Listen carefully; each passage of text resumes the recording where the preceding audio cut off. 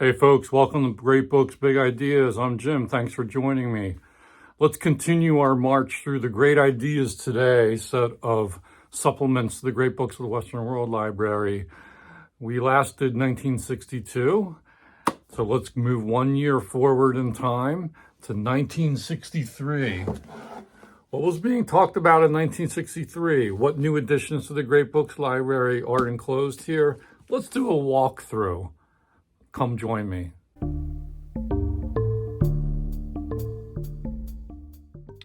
Okay, here we go. Here are your great ideas. And what's up with the great ideas today? 1963. We start the book with a painting, The Fall of Icarus by Peter Paul Rubens. Icarus did not heed the warnings of his father and flew too close to the sun. The wax which held together his wings melted, and Icarus crashed to his death. Now, why would they pick Icarus falling out of the sky for this year? Well, because this year's symposium is all about space. The question under discussion: has man's conquest of space increased or diminished his stature? And the participants in this discussion, this symposium, are Herbert J. Muller, Aldous Huxley, Hannah Arendt, Paul Tillich, and Harrison Brown. You have some heavy hitters here. Heavy hitters. We have a brief introduction, and then here's Herbert Muller, who was a historian.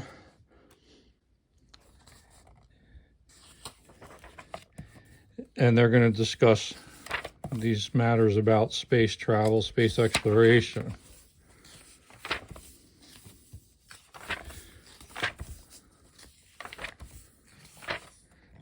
Next up is Aldous Huxley, who died in 1963. Did you know he died on the day of the JFK assassination? That would have been November 22nd, 1963. I wonder if this is one of the last things he wrote and published.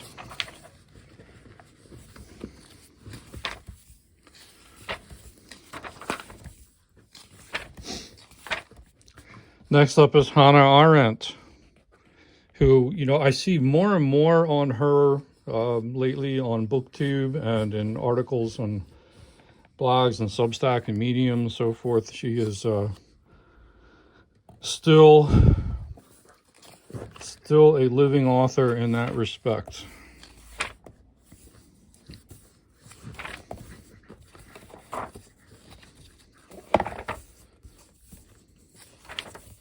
And then Paul Tillich. Paul Tillich was a theologian. I see him as kind of an existentialist theologian. He was popular back in the 60s. So these symposium they just kick around this topic and present various opinions on it. It's like a great conversation. Harrison Brown, one of America's leading physical scientists, giving a science perspective on this topic.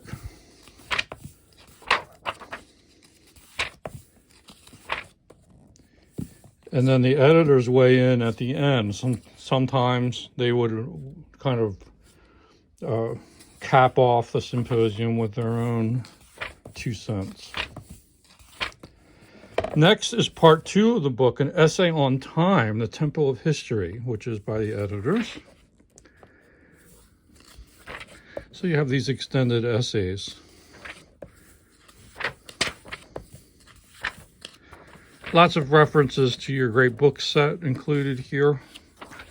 You can think of these great ideas readers as adding value to what you already have. And the age of progress. Lots of photos. The new tempo. The geometric progression of the Temple of History. A power progression. Fueled by technology, technological change. Life in the fast lane.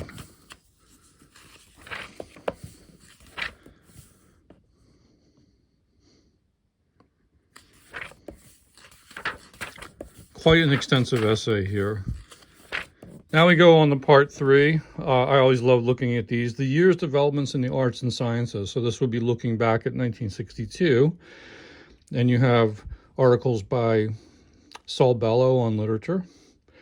Biological and Sciences and Medicines by Leonard, Engel, and Kenneth Brodney. Philosophy and Religion by John Herman Randall Jr. Physical Sciences and Technology by Edward Condon. And Social Sciences and Law by Rule Denny. So let's see what they were talking about here. Here is a still in the prime of his life, Saul Bellow, and he's going to do the yearly overview. And who does he talk about here? Well, you've got Alexander Solzhenitsyn, and James Jones's The Thin Red Line. There's James Jones. Talking about J.F. Powers in Mort d'Urban. You know, I think I have this author now. I think he might be in the NYRB Classics imprint. I'll have to see if I have this book. But I first became acquainted with this name through The Great Ideas Today. Here's Philip Roth's Letting Go. A young Philip Roth. John Updike with The Centaur. So Updike and Roth were really starting to come into the forefront of mainstream fiction. Some discussion here of J.D. Salinger.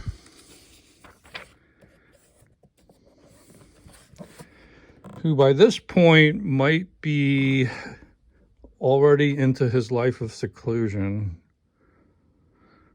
but I guess books were still coming out. By the mid to late 60s, he would be not publishing anymore. John O'Hara gets some attention here.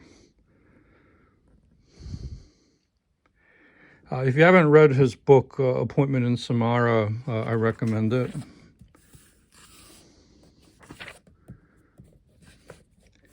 Ignacio Salone. Do not know this author very well. Now, I have read these 60s volumes, but some of this was quite a while ago. How about Yukio Mishima, After the Banquet? So now we're getting into world literature. Another Country by James Baldwin.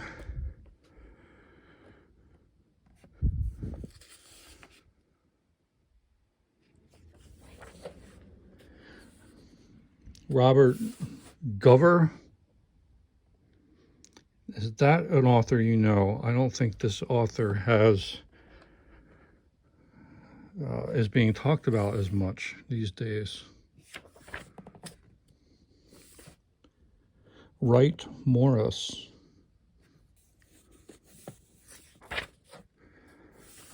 Vladimir Nabokov. Pale Fire. Lolita. Bruce J. Friedman. That's a name I'm not as familiar with.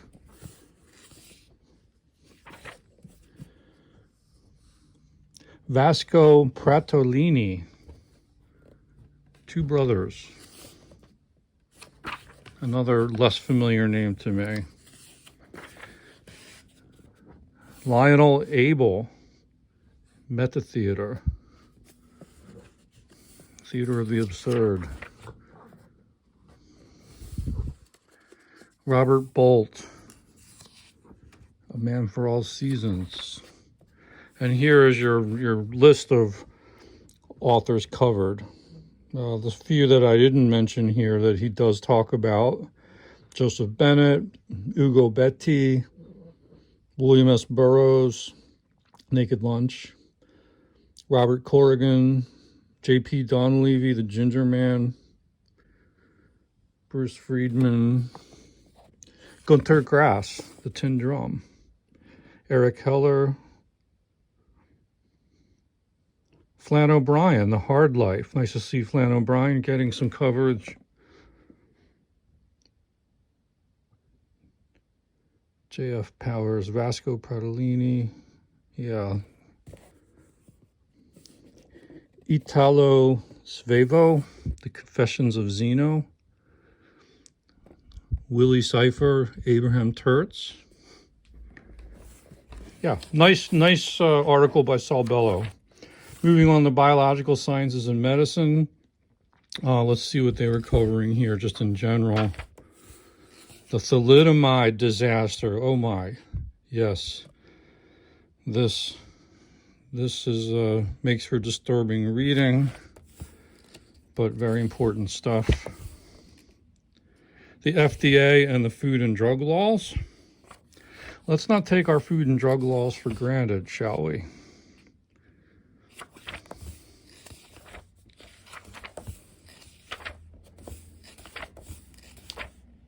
Organ transplants.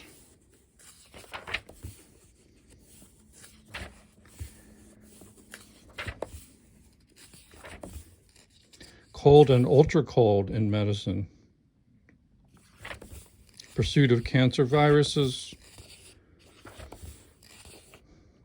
More time for evolution. Changes in evolutionary theory.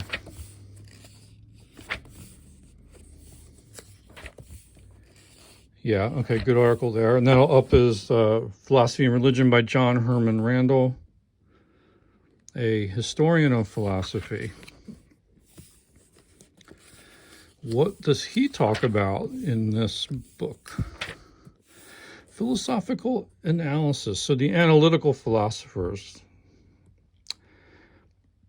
primarily a English philosophy movement. So people like J.L. Austin,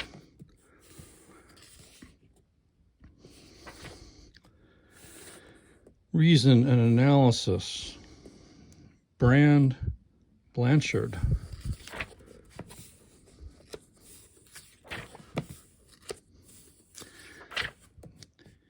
Analytical Ontology.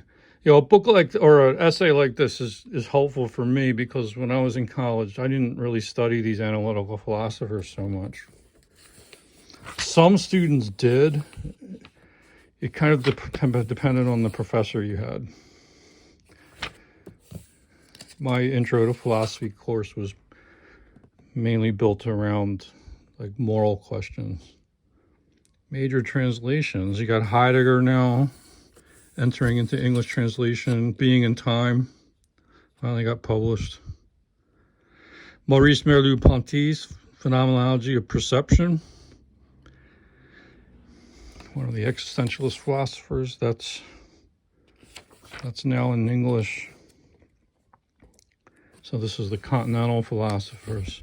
Meaning Theory of Knowledge and Philosophy of Science. Karl Popper. Here's Ethical Theory. Sidney Zink. Anyone still read Sidney Zink?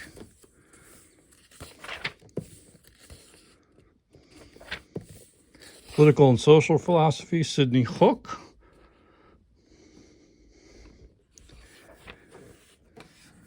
Religion, there's Paul Tillich again.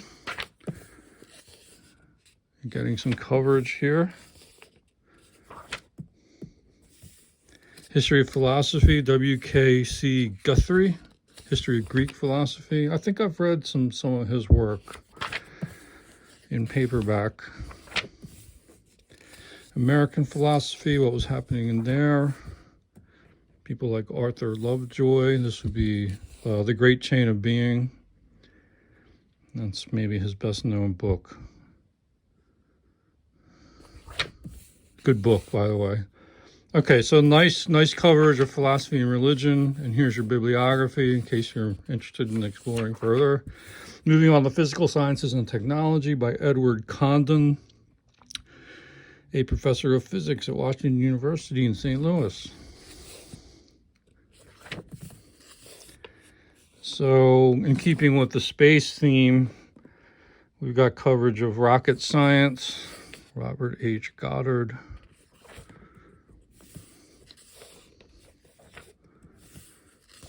If you want to know how rockets work, you can find out all about it here. Spacecraft for scientific use. The space race was on, folks. The space race was on. Communication satellites, lunar satellites and spacecraft, scientific results of space research,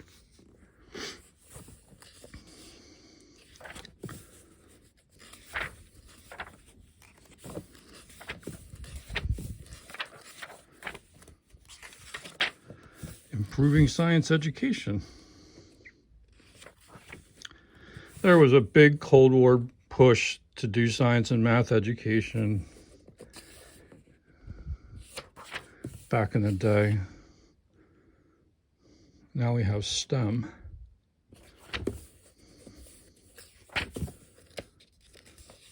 Optical masers.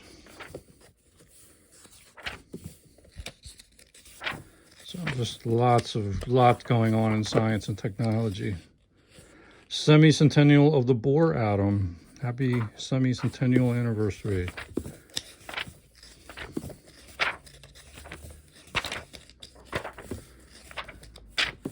Okay, and then a good annotated bibliography if you want to find out more. And we have Social Sciences and Law, written by Ruel Denny, co-author with David Reisman and Nathan Glazer, of The Lonely Crowd, which is an excellent book, by the way. I can recommend that.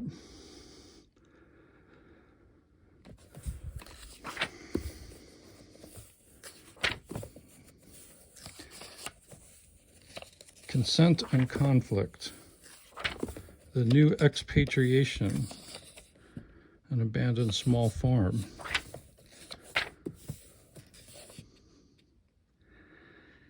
The Peace Corps, The Public Glory,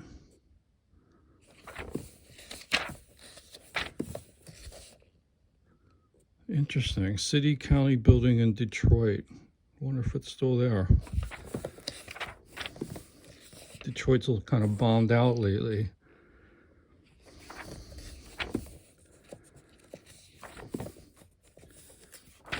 Okay, and here's your bibliography. Notice here Noam Chomsky gets mentioned. His book Syntactic Structures. Marshall McLuhan, Gutenberg Galaxy.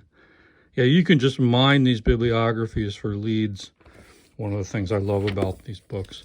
Now, what did they add to the Great Books Library? Well, here we go. Death in Venice by Thomas Mann, a great novella. Also was made into an excellent film, I think in the 1970s. Thomas Mann, one of the giants of 20th century literature. So he makes the cut.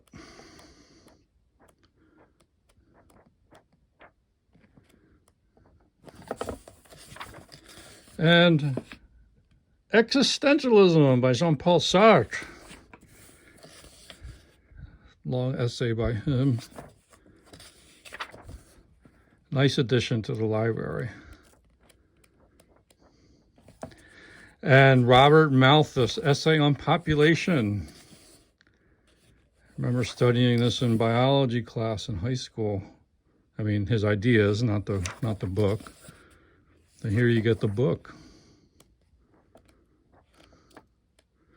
What's the status of Malthusian population theory these days? I confess I'm not up on it.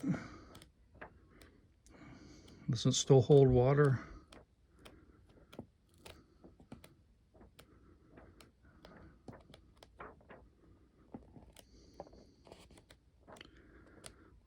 Yeah.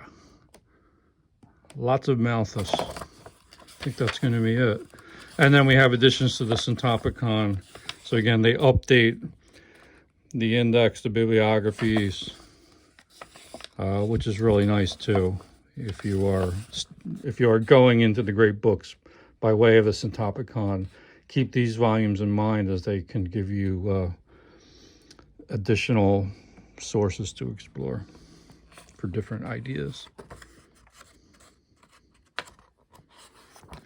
And that's it for 1963. I hope you enjoyed that walking tour through that volume. I'm going to put it back on the shelf.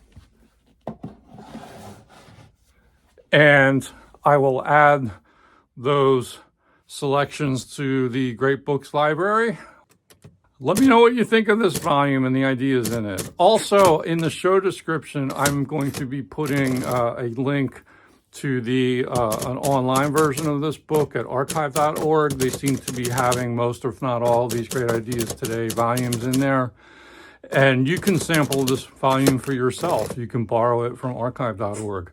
Also, these volumes are available at used booksellers and online sellers like eBay and so forth. So keep your eye out for them. They generally don't cost an arm and a leg, and they're a lot of fun to go through.